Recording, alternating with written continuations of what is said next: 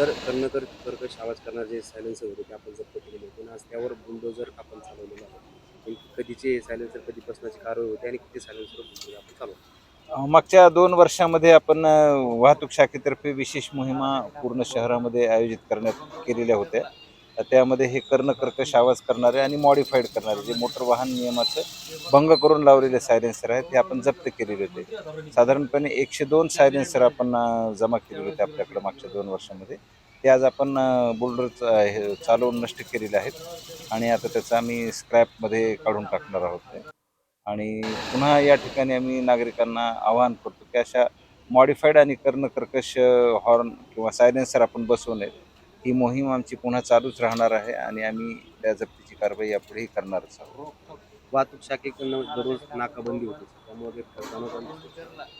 वाहतूक शाखेकडनं दररोज नाकाबंदी होते वेगवेगळ्या पॉईंटवर आणि शहरातला मध्यवर्ती भाग जो आहे फुले मार्केट आणि आजूबाजूचे परिसर त्या ठिकाणी पण आपण पेट्रोलिंग ठेवलेली आहे. मध्यवर्ती बस स्थानकालाही ठेवलेली आहे पेट्रोलिंग. थोडासा वाहतूक समस्येमध्ये फरक जाणवत आहे. ही मोहीम आमची सातत्याने यापुढेही सुरू राहणार आहे.